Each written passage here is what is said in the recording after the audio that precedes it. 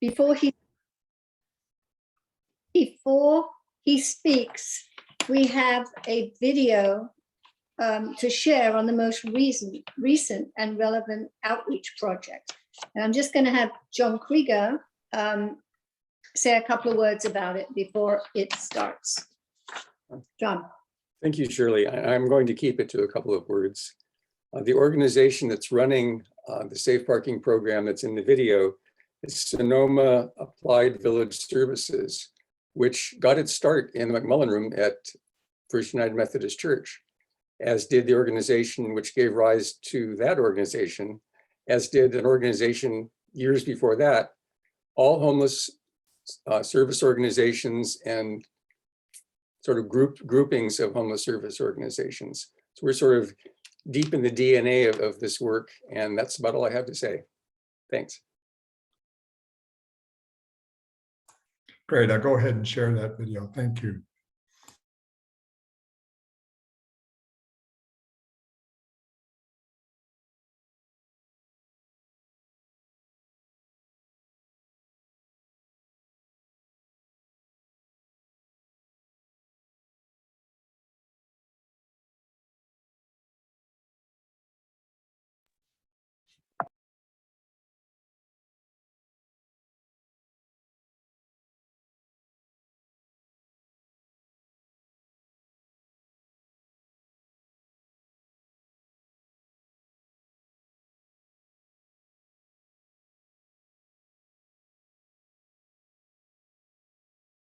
They're there because right now they have to be.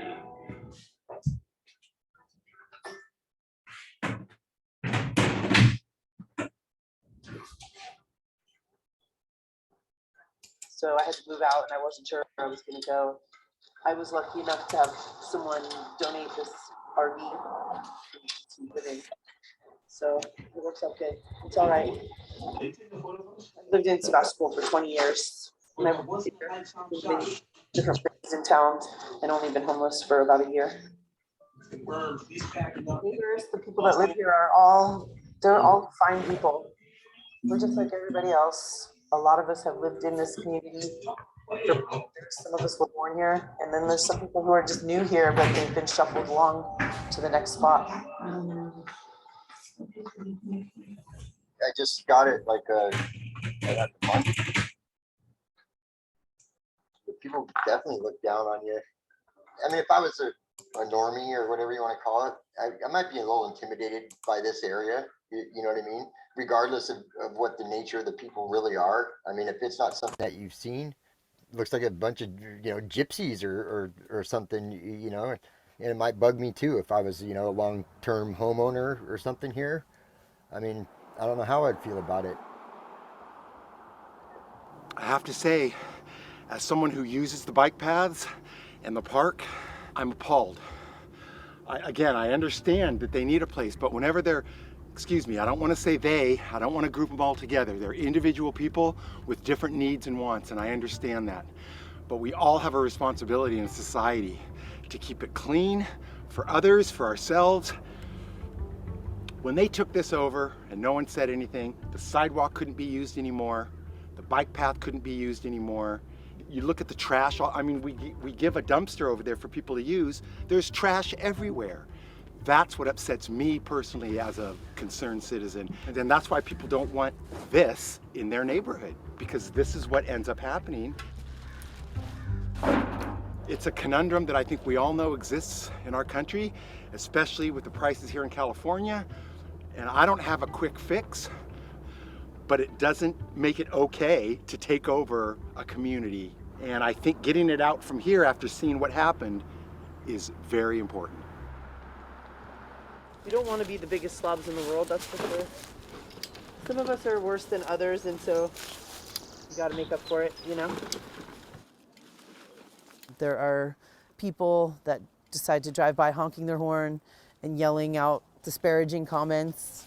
It's embarrassing, it's frustrating, it's demeaning to have people yell things like, "You don't belong here, you have no right to be here." I mean, what's the point of doing that to anyone who's already having a hard time? And I don't know if, these people never struggled or what, but I mean, I don't wish it on anybody to be homeless, but it would be justified if they could understand it, if that's what it would take to make somebody have a little compassion for everybody that's on the street. Everybody has their own story, and there's mental illness. There's, like mine's just, a freak accident. I mean, it changed the whole course of my life. I didn't ask for it, and I didn't deserve it, but that's what happened.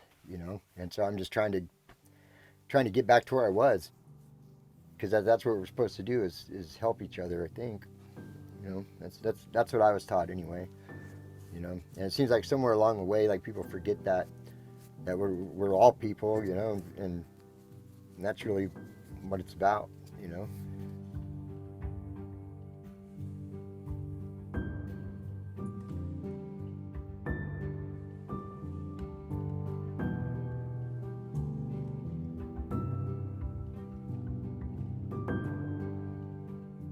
The next step in addressing this issue would be a tiny village that would involve a fence around it, that would have services, that would have a manager, that would have a social worker, and that would have rules and regulations. So this was offered as a temporary solution to the issue of unhoused people parking along the Morris Street in downtown area, but actually all parts of our city.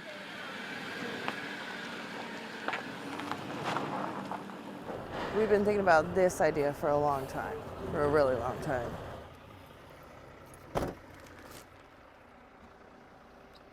You already got the little parking spots right there. Just gotta use your imagination, but they're getting the ground ready and they're putting up fences.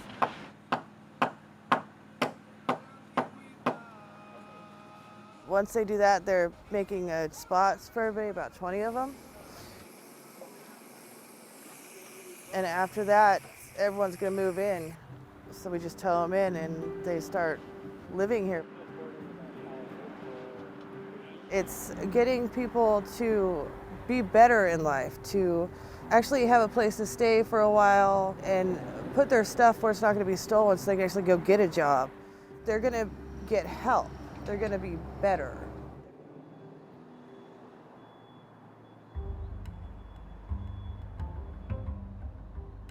It's a great neighborhood. People all know each other.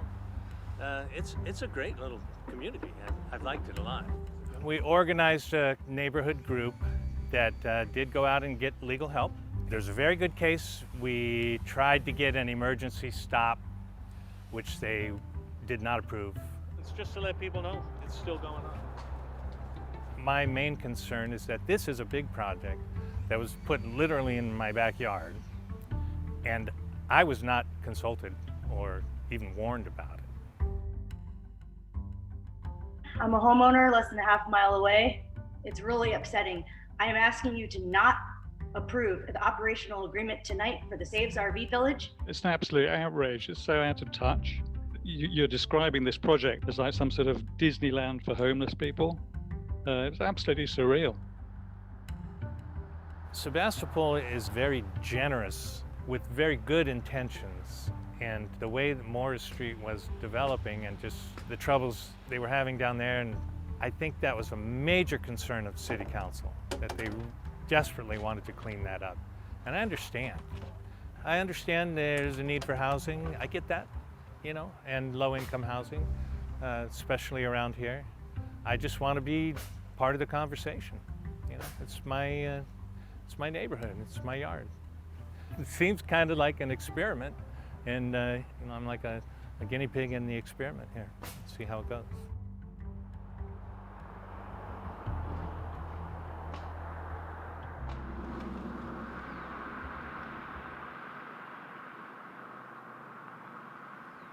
For the most part, everybody's just waiting to go up to the village now.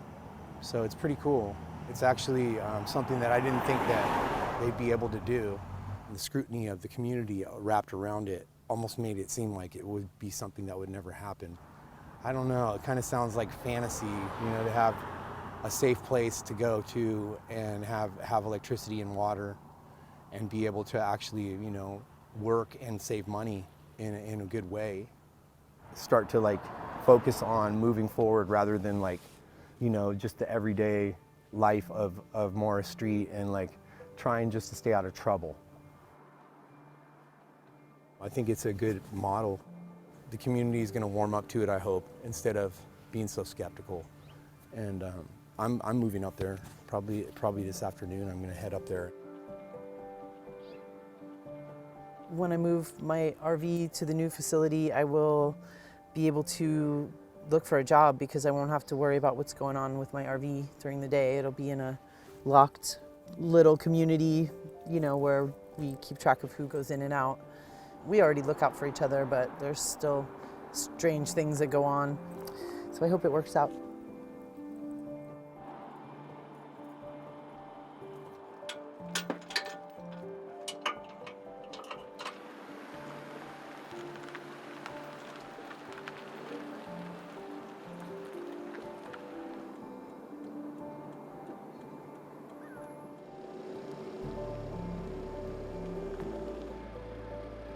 Keep coming, looks good, keep coming.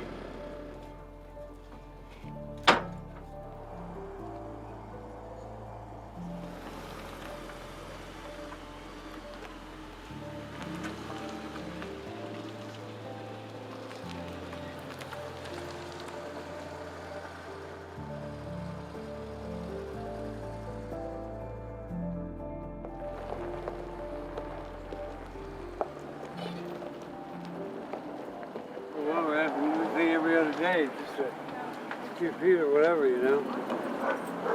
Yeah, we'll focus on more important things now.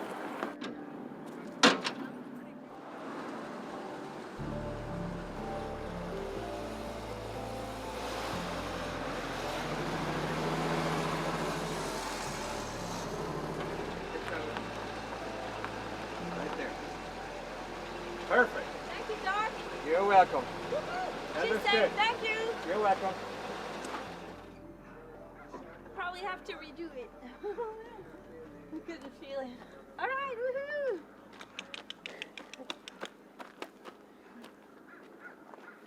Today's the day to start a new chapter. So I'm gonna be receiving safe parking. So I'll try to use it in a good way that helps me.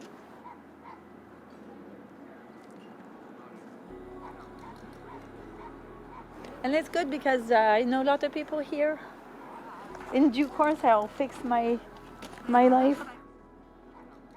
Just have to realize that people are going to be skeptical at first until they see something different. And so hopefully we can show them something different and it won't be all disparaging comments and stuff. So maybe we can give them something to be proud of. I don't know.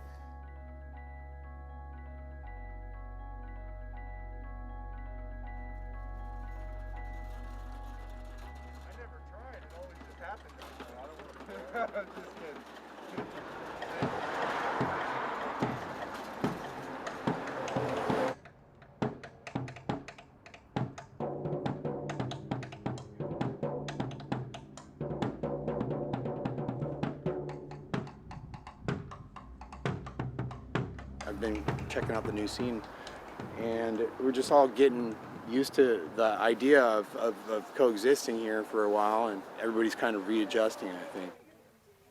Thank you so much, everybody. It's like one big family of people. So I've been enjoying actually having some sanctuary and not having to worry about cars driving by, and knowing that we're in charge of what we're doing here. You know, all these other things are so much easier to deal with. I'm stoked that I was able to make it here, you know. It's a blessing. This is good. It's safe. I feel fortunate to be here. Whether it will be a solution that will help people, I think it will. It's supposed to just be transitional. So we're supposed to be working on stuff while we're here to get us to a better spot. You know, it's okay. It's okay. Having a place like this is really important. As an example, this place could be a cool experiment for the community and for outside this area too. It could be something that could help the homeless situation in California. and maybe help with people deciding to do better with their lives.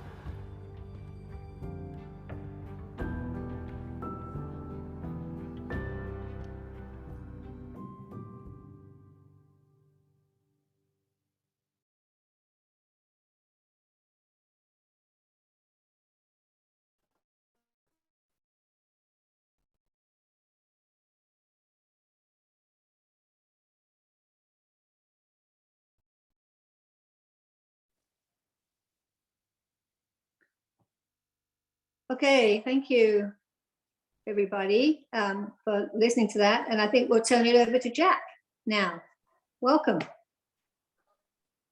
Thanks, Shirley, and it's nice to see all of you. As many of you are getting on, I see a lot of familiar faces, and thank you for the turnout tonight. This is great.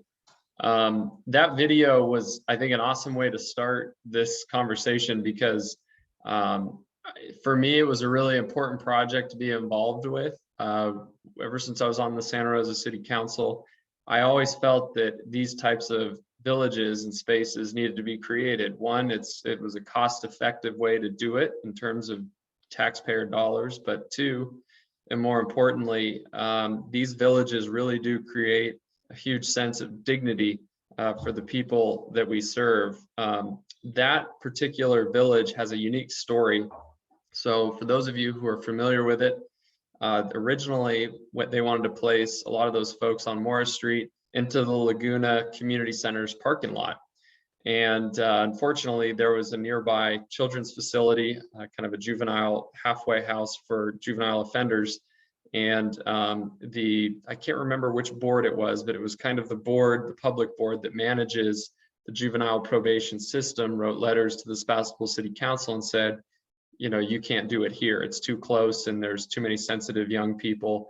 That would be in too close a proximity to some potentially bad examples. But even though the Sebastopol City Council said, okay, we're going to move on for this location, and they actually were about to stop the program, St. Vincent de Paul had two young men. They were students at Cardinal Newman who were there doing their service project. Earlier in the year, they approached me and said, hey, we want to understand the homelessness problem, and we have this service project to do.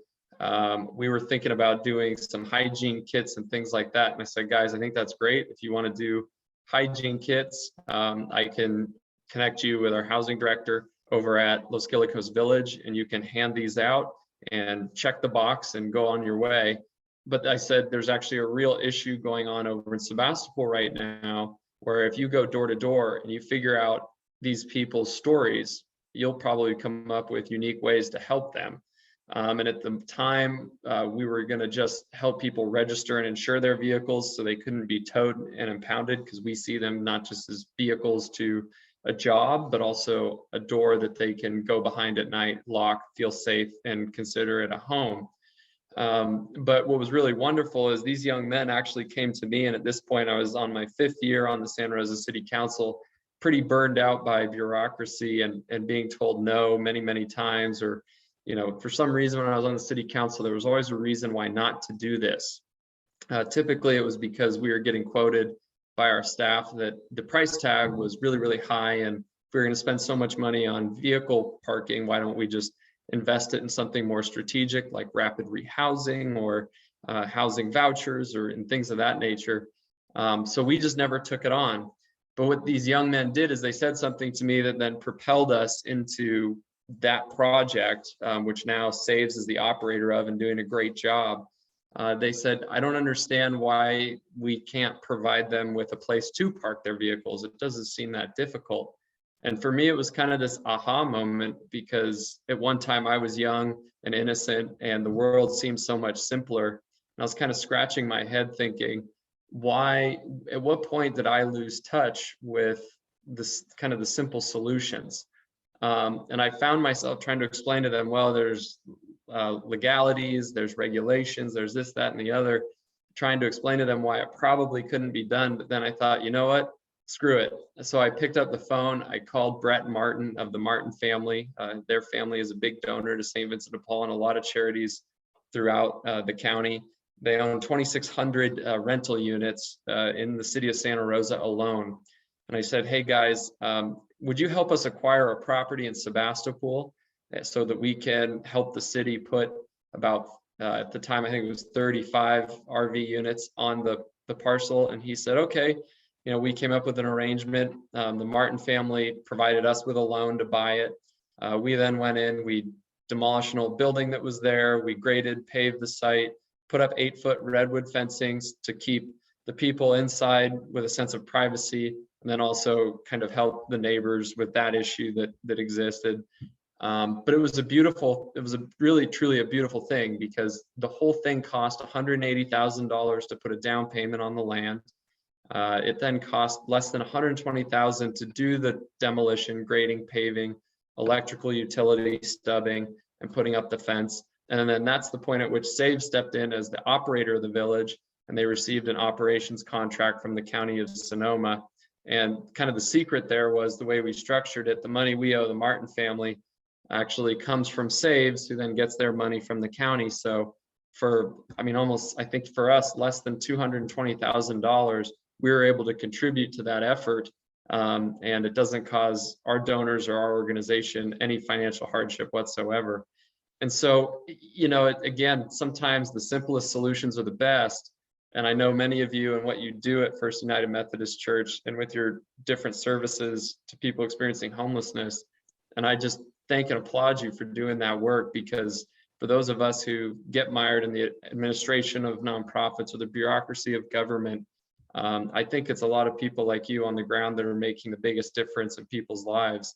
But, you know, so I was asked tonight to kind of speak about homelessness and how I see it in the county and in the city of Santa Rosa.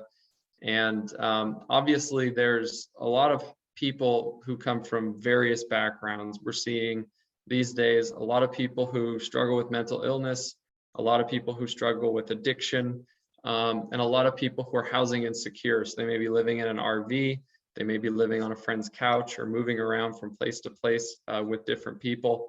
But it does seem like an intractable problem. What I will say though is that for the first time since I've been paying attention to this issue, and I probably started paying attention to it about 10 years ago, this is the first time that I think we are going to see significant reductions in the number of homeless people for a few reasons. One, on the local level, you're now seeing not just the county put money forward through their health and human services budget, which has traditionally been the source of funding to address homelessness. You're now also seeing cities do it. The city of Santa Rosa, even the city of Sebastopol. To this project, they contributed $80,000. It doesn't sound like a lot, but for a town of the size of Sebastopol, whose budget is, I want to say 26 million. I could be wrong, but it's very small in comparison to other governments that exist throughout the county. These are meaningful steps, I think, and it's going to take these steps to try to start to get our arms around homelessness. But most notably, why I think we're going to see the largest change is right now at the state of California level. The state has been rolling out billions, that's billions with a B, in dollars for permanent supportive housing. So somebody asked me, Diane asked me earlier about the Gold Coin Motel. Our project is likely to be a recipient of those funds. Same with Caritas Village that's being created by Catholic Charities. Already projects in Rohnert Park, Healdsburg, and Napa, which is our region, have already been funded. And also Petaluma. And so when you kind of aggregate all these shelter beds and permanent supportive housing beds together, between those jurisdictions, we're probably talking close to 600 beds. And so that's going to make a noticeable impact for people experiencing homelessness. Now, none of these facilities are officially open yet. We hope to have ours open in November of 2022. I suspect Caritas Village will open up right around the same time, maybe shortly thereafter. Rohnert Parks may be the quickest to get off the ground, but I'm not sure given how they structured that project. They have a lot of ifs in their project, but it's nothing that I'm sure they can't overcome and get done pretty quickly. So these investments are going to make a difference. And we're seeing too, the County Board of Supervisors came out with what I feel like is actually a pretty good plan. In their 10-year action plan on homelessness, they've set what I believe is a reasonable goal You know, I think goals are important as long as you give yourself room to actually achieve them. And the county did this. The county is saying every year we hope to reduce the number of people living in an unsheltered environment by 5%. And I think just looking at our project, the St. Vincent de Paul Commons, our project alone constitutes a 3% reduction. So if we can open up the Commons in 2022, we'll already have 3% of that 5 already kind of addressed. And when we talk about all these other projects that are coming online as well within the next year to 2 years, I suspect that we're going to see probably about a 15% reduction. And some of you might be listening to this and saying, well, gosh, 15% isn't that much. You know what, it's better than what we've been doing, because when I look at the past, it's my belief that we really have, for the most part, just kind of created a little bit of a revolving door for many people who are experiencing homelessness. And I think that, again, that's a function of just a lack of investment in the problem, but also investments made, in my opinion, in the wrong way.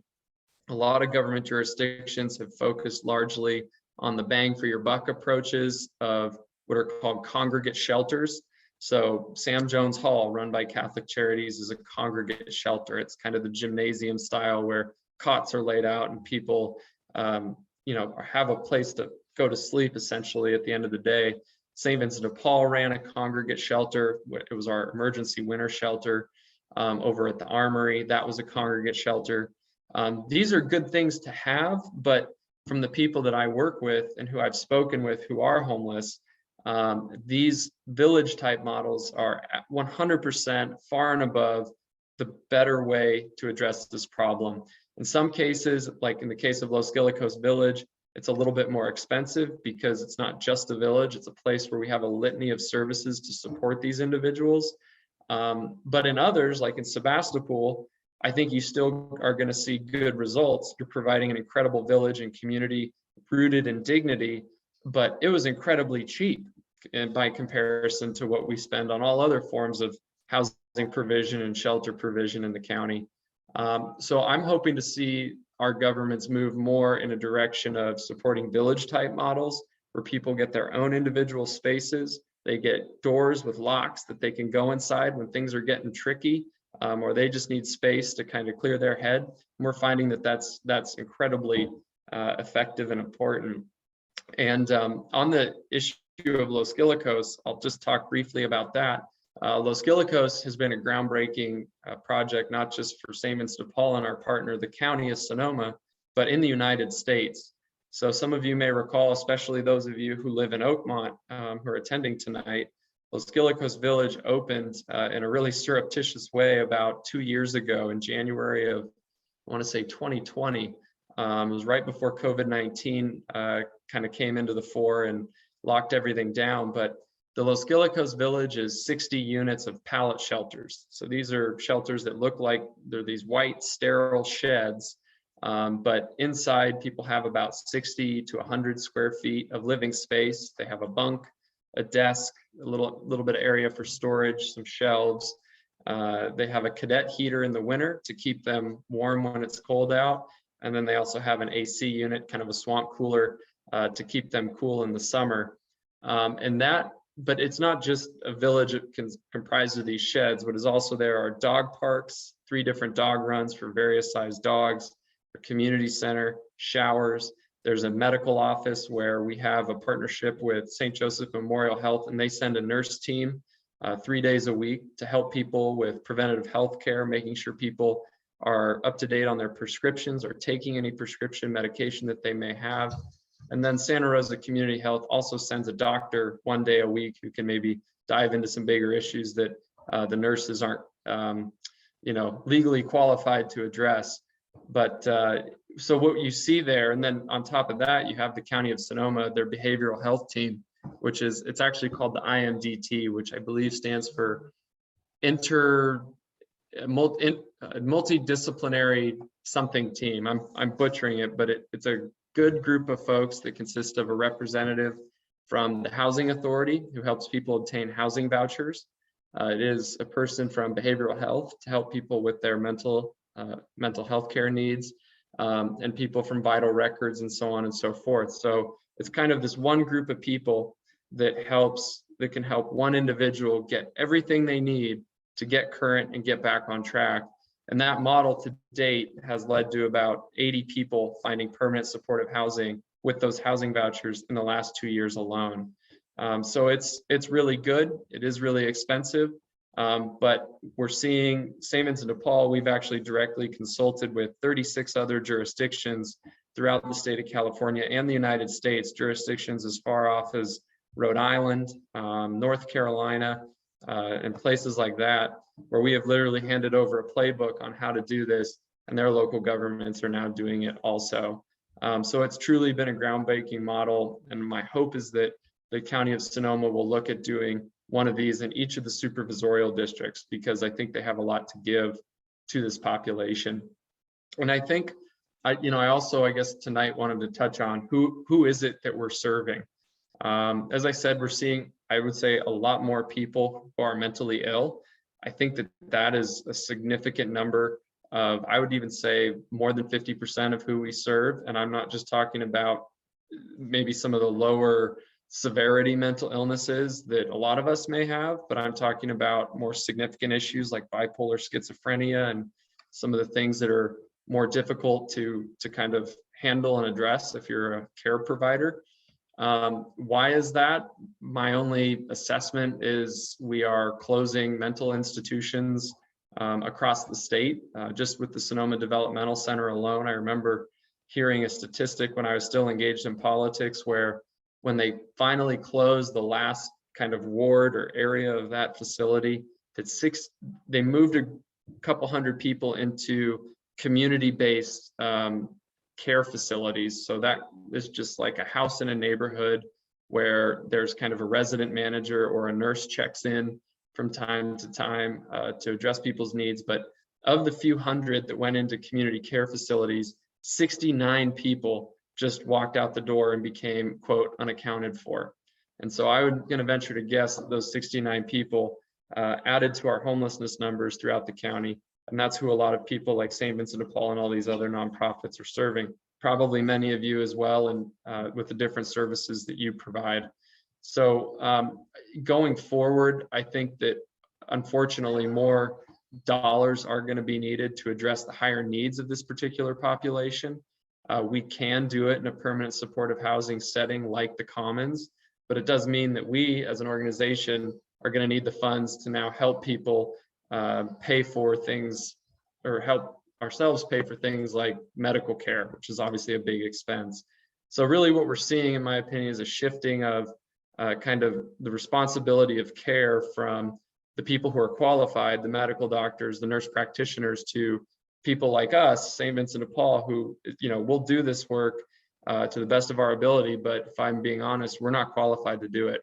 And I don't know many nonprofits that actually are. But it's something that I try not to dwell on. I try to just come up with creative ways to address it. I'm sure many of you have had incidents in your own service works where you might have brushed up against a mental health crisis and thought, oh gosh, how do we address this? But I think the best thing we can do is just try to kind of provide care and compassion and walk people through whatever crisis it is that they're going through. Shirley, Bob, we had a long conversation at the coffee shop. Is there anything else that you would like me to touch on tonight?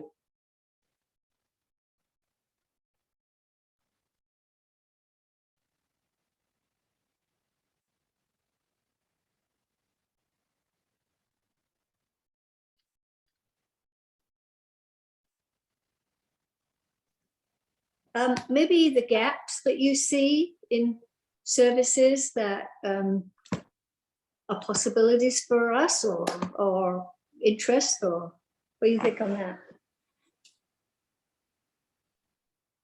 Sure, yeah, actually, I'm glad you brought that up. So remember, we did talk at length about that. So full transparency to everybody, when I was talking with Bob and Shirley, they said, what is it that we could get involved with to try to make a difference? And what gaps do you see within the service model? And the big one that I'm seeing these days is a lack of follow-up. A lack of follow-up specifically when we house somebody. Sorry, my my son's making some noise here. Specifically, a lack of follow-up and housing placements. So when St. Vincent de Paul houses somebody out of Los Guilicos Village, for example, they've gotten their voucher. The housing navigator has placed them in a home, permanent home. I don't believe there is an adequate number of or a sufficient number of follow-up occurring.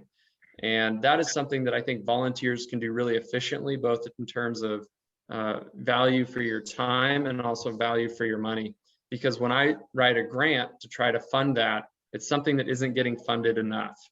But it is also something that I think qualified volunteers could actually take on. And why is that important? Because I visited a woman who was at Los Guilicos Village, and she was a wonderful woman. She's been a chronically homeless person for over 20 years of her life, addicted to drugs, and then got clean, relapsed, got clean again. I mean, she has just been the classic person coming back and forth in and out of the system. She had even had permanent supportive housing before at the Palms Inn, but she lost it. And so when we were finally, after 2 years, able to place her in an apartment, I drove by just to say hi, because I consider her a friend. And so when I got there, I asked her how she was doing, and I expected her to be really cheerful. She had gotten her housing, but she was actually kind of downtrodden. And she said, you know, Jack, I'm not actually doing that well. And I said, I'm surprised. Why is that? And she said, because she misses her friends. She said, I'm isolated. I don't have friends near here. It's not like Los Guilicos Village, where I can just, you know, when I wake up 2 o'clock in the morning with a bout of anxiety, I can't just go and talk to somebody and feel better and then go back to sleep. And so these are some of the issues that I think, as we start to create all these permanent supportive housing units throughout the county,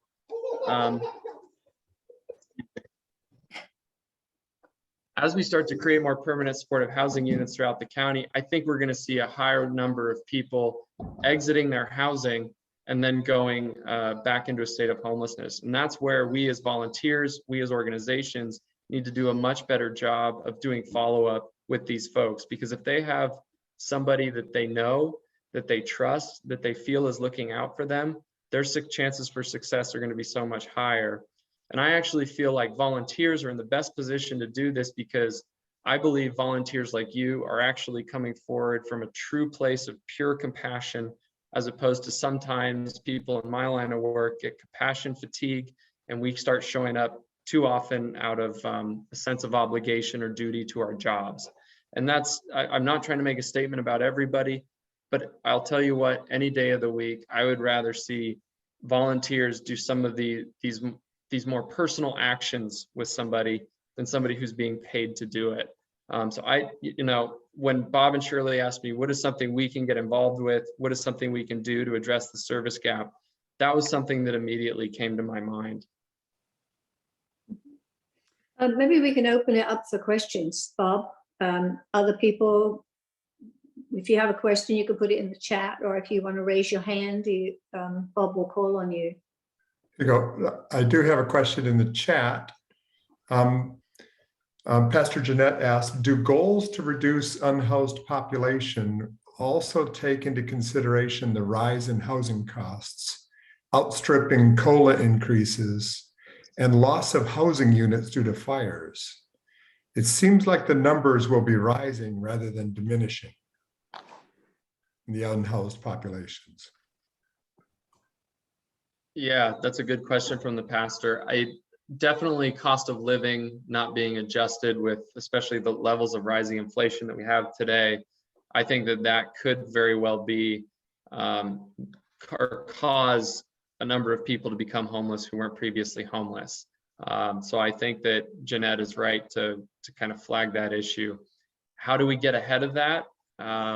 That's a great question. I think that a lot of these villages like Sebastopol, for example, could be very helpful. St. Vincent de Paul is exploring creating another one. And for people, this would be, of course, for people with RVs already, but let's say somebody doesn't.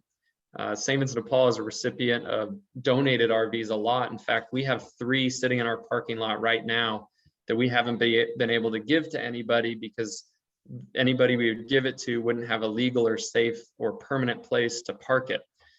So we thought, well, why don't we create a service where we create another one of these parking lots? We ask donors, a lot of us have RVs sitting in parking lots that we thought we were going to use every year, but we just don't. And maybe a tax write-off looks pretty good. So what we then do is ask them, hey, donate that RV, and then we'll try to get people without RVs into them. Cost efficient, good, helpful. In terms of affordable housing, the problem with affordable housing as I see it is it's just too expensive and the costs are going up. When I was on the city council, the average cost to build a unit of affordable housing was $450,000 a year. Today, it's between $650,000 and $850,000 a year to build one unit of affordable housing. I would chalk that up to two causes or two causal factors. One is the cost of lumber and precious, steel and copper have gone up. These are important costs of building anything. So that is cause number one. And then cause number two is also the way in which we actually fund a lot of these nonprofits or nonprofit developers to build housing. And specifically, I can say, having gone through a NOFA with the County of Sonoma, it's, we'll take a project forward and say, we can build this thing in the next 3 months if you just give us the $3 million we're asking for. But when you have 10 people saying the same thing, what politicians do is what they tend to do best, which is try to make everybody happy. They say, okay, all of you are going to get $1 million. Well, that was really good. That was helpful if you're the nonprofit. But the problem is that instead of us being able to start construction in 3 months, we have to go out and now raise an additional $2 million to complete our project. That's going to take us another 2 years. So what does that do to the $1 million we just received? Well, my salary gets taken out of that, my staff's salary, all the planning and building permitting costs and expenses get taken out of that. So that $1 million, because we couldn't build right away, ended up probably just turned into about $600,000 that actually goes towards the concrete, the lumber, and the labor to build the house. So I think we have a problem with how we approve the construction of housing and we do these funding initiatives. If I were still on the city council, I would be pushing our staff to actually look at, okay, what are the best projects here? What are the most shovel ready? Instead of splitting the baby, just fund that whole project. And then next year, all the other project applicants can come forward and we'll pick the next most ready project. So that would be my advice on kind of the housing front. I think the last kind of comment or question that the pastor had was on fires. Yeah, fires, the loss of housing is going to create, in my opinion, a restriction on supply, which does have an upward pressure effect on prices. Does that trickle as far down as somebody who's low income looking for a housing voucher? I'm going to go out on a limb and say that's probably not the biggest impact, and here's why.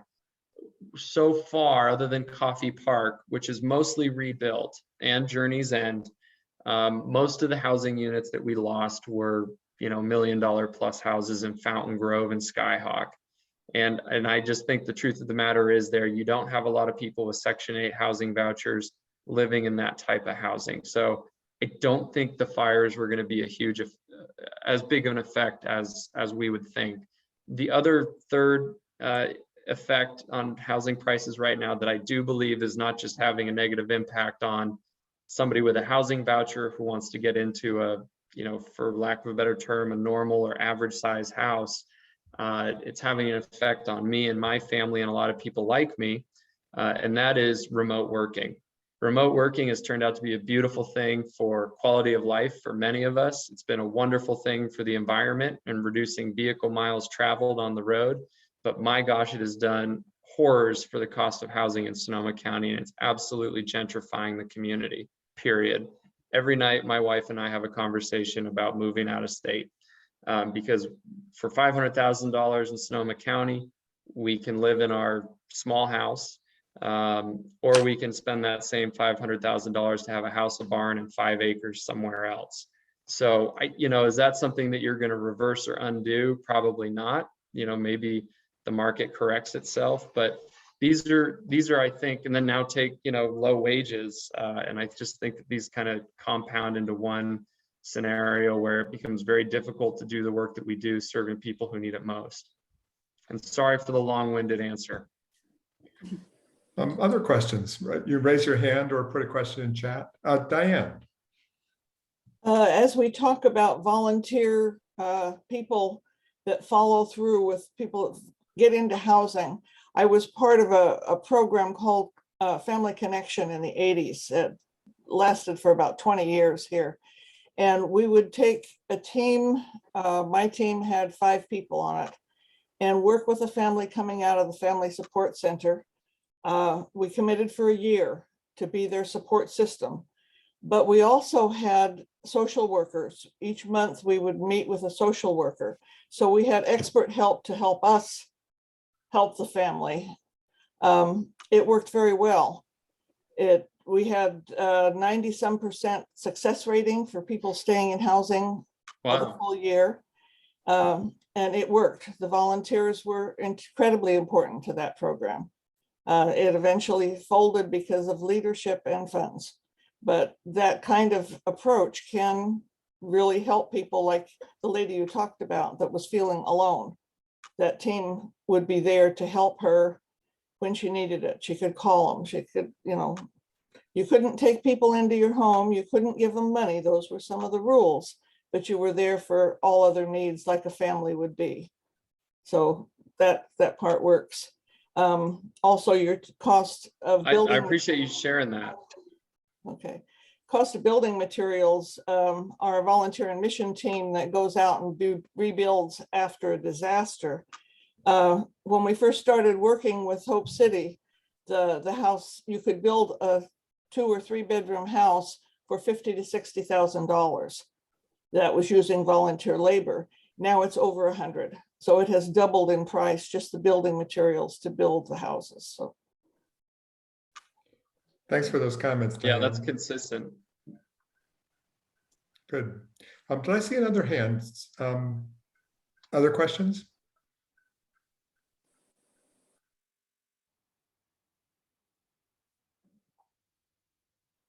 I have a question. Charlie. Yeah, I have a question, Jack. You was talking about another possible place like the one in Sevastopol that you would help get going. Does that mean that you're looking for land to do that, or what are you looking for? What would be a first step in that? Yeah, so a lot of, it's odd, but a lot of what my job has become is just real estate and finance, which sounds totally odd and out of touch with homeless services. But, we have a lot of good people who handle that aspect. And my job is to go out and try to put the money together strategically through donors or finance, and then identify suitable properties with the correct zoning to achieve our homelessness goals. So what I do is I spend a lot of time on Zillow and things like that, looking for properties and exploring the zoning, and reaching out to our jurisdictional partners to say, hey, this is going to be in your supervisorial district or your council district.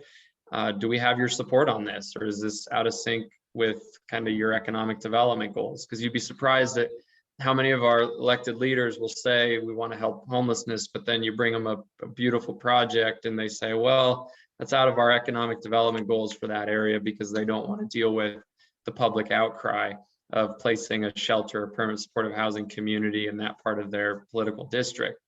But yeah, a lot is property. We're actually working on a really, I'll just give you a peek behind the curtain of what we might be doing next. It's in its infant stages. So there's a good chance it might not happen, but we're putting together what could be an exciting deal where we acquire 300 acres in the south part of the county. About 1/3 of that property will be a 5 megawatt solar farm, and we'll use a solar developer to do that. They'll do battery storage plus solar. And they'll, lease each acre from us, and then the lease rate that they pay us covers our debt service on the property, leaving us with a property without any kind of worry about, making the mortgage, leaving us about another 200 acres to explore, things like either in our RV type villages. I want to actually do a kind of a tiny sticks in the ground foundation community, kind of like a farm worker housing, and then have an agricultural component to it as well. Because one thing I learned from Los Guilicos was, and I didn't believe this would be true when we started Los Guilicos. I thought isolating people far away from city and services was going to be a bad thing. But what we found was, more often than not in all cases, but most of the time, it was an incredibly holistic and healing thing for many people who kind of are stuck in the trauma of city life, where it's loud noises, it's people coming into your tent or near where you might be camped, sirens, being close to people who might not be best for you if you are struggling with addiction. So Los Guilicos turned out to be a big revelation for us in that regard. So we're thinking about tying in some component of agriculture with our next project. Great, very good, Jack. That sounds very interesting. I've got a couple of questions. David, would you like to ask a question? Dave, you'll need to unmute. No, just getting clicked fast enough on the unmute here. Well, I first just want to say thank you for that presentation. It's very hopeful to see that there are convergences of things that really we do have possibilities to collaborate and actually make progress on the homeless issues. And there are pieces that have been used in the past that, you know, have kind of gone away, as Diane's I can remember that program. I was not a participant, but my main comment is just this is very positive to see that collaboration with others who are finding solutions is really an important thing. And I did have, quite by chance, I did talk to Jen Close today from Generation Housing, and she said the most important thing is to get people to show up at you know, the government bodies to speak in favor of things, because numbers count when it comes to affecting the decisions that are made in our local government, and that's certainly something that we can help to participate in, is being voices in favor of solutions that are being offered. So thanks for being here. All right, thank you. I have another question for Pastor Jeanette. What type of work can be done systemically to address the various issues that lead to homelessness? That is a great question. How much time do you have? I mean, I think if I was being completely blunt, you know, it's really hard for me because, you know, back in the day when I was in politics, I would say raise the minimum wage, and we did that. We brought it up, I think, from the national minimum wage to $15 an hour. But since we've done that, inflation has driven up everything else, and quite frankly, you know, adjusted for inflation, people probably aren't that much better off. If I was talking to a young friend of mine and they said, you know, how do I get my start in Sonoma County? My honest answer, and this feels so duplicitous to hear myself say this now because I know I used to be the affordable housing guy on the city council, but I would just say move. You know, if you've got a skill, a craft, or a trade, this is not the town for you. It's too expensive now. And I just don't feel good saying it, but I think that that's quite honestly the truth. You can build affordable housing. We're doing that, but I have yet to see it make things more affordable. I feel like what we're doing is just keeping things from absolutely, you know, exploding out of control. You know, other systemic issues when it comes to homelessness, I think that the government, as I said, needs to refocus on things that we all want, which is our own space, our own privacy, our own dignity. And the homeless system has not been that ever until recently. And so I think that's positive. And then the other big issue, systemic right now, is fentanyl, if I'm being really honest. Just about, I don't want to say all of my folks at Los Guilicos, but I'd say about 40% have really struggled with addiction to fentanyl, which is obviously a direct response to the opioid epidemic that took hold of this country in the last 20 to 30 years. So I guess the problem with housing and homelessness is that when you talk about fixing a system, you talk about moving a large body of people, i.e. the government, to agree and going in the same direction, and that's so doggone difficult to do. I think instead of getting discouraged, because it's easy to get discouraged, is to really just focus on what can I do? What can my parish do, or my congregation? What can my organization do? What can my business do? And then yes, if you're as ambitious as David is, what can I do to get my politicians at the local level? What can I get them to do? And just, you know, take bites out of as much as you can chew. And at the end of the day, if you can help one person in their life, enhance it, make it better, give yourself a pat on the shoulder, because you're putting in more effort than most people are. And I really just think that if we all as individuals went out of our way to help just one person a day, a week, a year, we would have a much better world. Thank you, Jack. That's a great way. We are actually running out of time here tonight. We asked for an hour of your time, and we greatly appreciate the time that you're giving. Thank you. Shirley, I'm going to turn it back over to you. Thank you. Yeah, I just want to say that was a fantastic way of ending, Jack. You know, just do what you can every day to one is going to make the world a better place. And I'm amazed by you and your efforts. And like I said in the beginning, I'm very proud to be a friend. And thank you so much for this evening. Thank you. Thanks, Shirley. Enjoy your family tonight. Bye-bye. All right. Yeah, sorry for the kid interruption a couple times, but it was nice to see you all. Thank you. It was not a problem. Thank you.